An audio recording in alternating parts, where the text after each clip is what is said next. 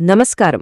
ప్రతిరోజూ లక్షలాది మంది భక్తులు దర్శించుకునే మన తిరుమల శ్రీవారి ఆలయం గురించి రికార్డైన చరిత్ర కంటే ఎంతో పురాతనమైన సుమారు 200 కోట్ల సంవత్సరాల నాటి ఒక అద్భుతమైన పురాణగాథను ఈరోజు మనం ఈ ప్రదర్శనలో విశ్లేషించబోతున్నాం.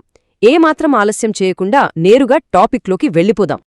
అసలు తిరుమల అనగానే మనకు ముందుగా గుర్తొచ్చేది శ్రీ వెంకటేశ్వరస్వామి, అవునా? కాని కొండమీద ముందుగా వరాహస్వామివారిని ఎందుకు దర్శించుకోవాలి, ఎందుకు పూజించాలి? ఈ నియమం వెనుక ఉన్న అస్సలు రహస్యాన్ని ఈరోజు మనం డీకోడ్ చేద్దాం.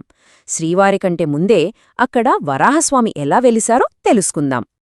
మనం మాట్లాడుకుంటున్నది 100లో 1000 సంవత్సరాల క్రితం ముచ్చట కాదండి. ఏకంగా 200 కోట్ల సంవత్సరాల క్రితం నాటి మాట. కృతయుగం నుండి నేటి కలియుగం వరకు ఈ కొండల వెనుక దాగి ఉన్న ఒక మహారహస్య ప్రయాణాన్ని ఇప్పుడు చూద్దాం.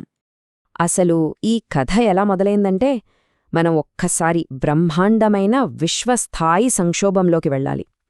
మన ఊహకు కూడా అందని ఒక మహాప్రళయంతో ఈ తిరుమల కొండల చరిత్ర ముడిపడి ఉంది. బ్రహ్మదేవుని దగ్గర ఎన్నో అద్భుత వరాలు పొందిన హిరణ్యాక్షుడు అనే రాక్షసుడు ఒకడుండేవాడు.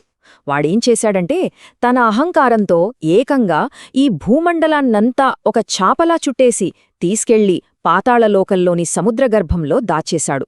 ఆలోచించండి, మొత్తం సృష్టి ఉనికికే ఎంత పెద్ద ముప్పొచ్చిందో కదా! అప్పుడు ఆ మహావిపత్తును ఆపడానికి శ్రీమహావిష్ణువు ఒక భారీ శ్వేత వరాహరూపంలో, ఒక అద్భుతమైన తెల్లటి వరాహరూపంలో అవతరించాడు. ఆ రాక్షసుడిని సంహరించి భూదేవిని అత్యంత సురక్షితంగా పైకి తీసుకొచ్చి మళ్లీ యథాస్థానంలో ఉంచాడు మన స్వామి. అలా మహావిజయంతో విశ్వంలో ఒక సరికొత్త శకం మొదలైంది. స్వామి తనను రక్షించినందుకు మురిసిపోయిన భూదేవి ఆయననే తన పతిగా వరించింది. ఈ అద్భుతమైన ఘట్టానికే మన పురాణాల్లో శ్వేతవరాహ కల్పం అని పేరు. సరే, అంతా బానే ఉంది కాని ఇక్కడే భూదేవి అలాగే ఇతర దేవతలు అందరూ కలిసి స్వామివార్ని ఒక ప్రత్యేకమైన కోరిక కోరారు. స్వామి, మీరు మళ్లీ వైకుంఠానికి వెళ్ళిపోకండి, ఇక్కడే మాకోసం భూలోకంలో శాశ్వతంగా ఉండిపోండి అని ఎంతో భక్తితో ప్రాధేయపడ్డారు. భక్తులడిగితే స్వామి కాదంటారా? వెంటనే తన వాహనమైన గరుత్మంతుడిని పిలిపించారు. వైకుంఠంలో తనకు ఎంతో ఇష్టమైన, ఎప్పుడూ విహరించే క్రీడాచలం అనే పర్వతాన్ని నేరుగా భూలోకానికి తీసుకురమ్మని ఆదేశించారు. ఇంకేముంది, గరుత్మంతుడు ఆ దివ్య పర్వతాన్ని తెచ్చి ఇక్కడే మన వెంకటాచలంలో ప్రతిష్ఠించాడు. ఇక్కడే మనమొక అద్భుతమైన విషయం గమనించాలి. పైనున్న వైకుంఠం కిందకు వస్తే ఎలా ఉంటుందో తెలుసా? వైకుంఠంలో ఉన్న అమ్మవారులిద్దరూ ఇక్కడ శ్రీతీర్థం, భూతీర్థంగా మారిపోయారు.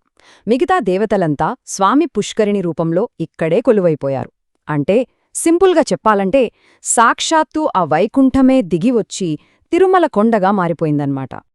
ఇదంతా ఒక ఎత్తైతే, ఇప్పుడు మనం ఈ విశ్వస్థాయి కథలో నుండి మనసుకు హత్తుకునే ఒక అందమైన మానవ అనుబంధం వైపు వెళ్దాం.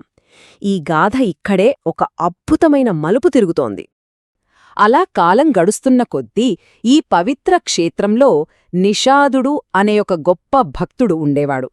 ఒకరోజు అతడు ఏదో పనిమీద అడవికి వెళుతూ ఆ రోజు స్వామికి నైవేద్యం పెట్టే బాధ్యతను తన చిన్న కొడుకుకి అప్పగించాడు. పాపమా పసివాడు ఎంతసేపని ఆగుతాడు? ఆకలి దహించేస్తోంది. ఆకలి తట్టుకోలేక ఆ పసివాడు ఏడుస్తూ స్వామితో ఏమన్నాడో తెలుసా? స్వామీ, నాకేమో ఆకలేస్తోంది, నువ్వు తింటేనే నేను తింటాను అని చాలా అమాయకంగా అడిగాడు. ఎంత స్వచ్ఛమైన, నిష్కల్మషమైన భక్తి కదండిది!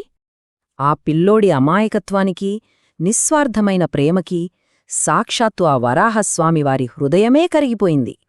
ఇంకేముంది, ఆ చిన్నారి కోసం స్వయంగా భౌతిక రూపంలో వచ్చి వాడు ప్రేమగా పెట్టిన నైవేద్యాన్ని ఎంతో ఆప్యాయంగా ఆరగించారట స్వామి.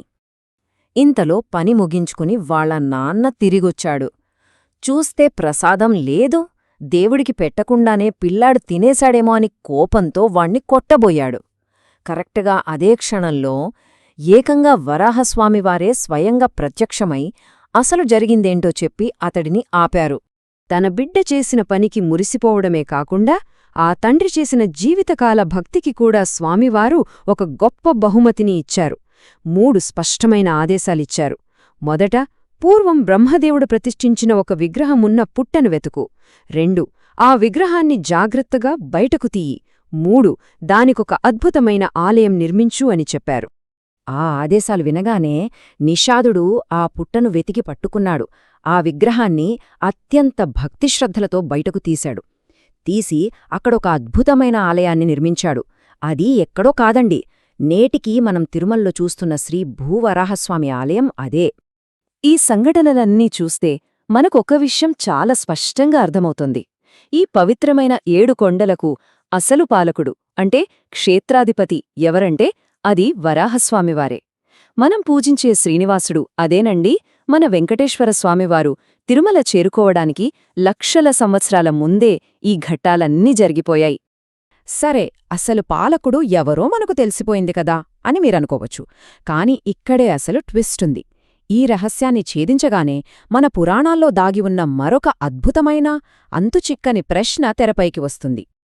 అదేంటంటే, వరాహస్వామి క్షేత్రాధిపతిగా ఉన్న ఈ కొండలనే ఆ తర్వాత కాలంలో శ్రీనివాసుడు ఎందుకెంచుకున్నారు?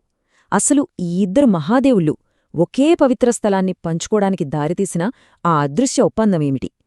భక్తులను ఎప్పటికీ కట్టిపడేసే ఆ ఉమ్మడి పురాణ గాథల వెనుక ఉన్న అసలు రహస్యమేమిటి? దీని గురించి మీరేమనుకుంటున్నారో ఒక్కసారి ఆలోచించండి.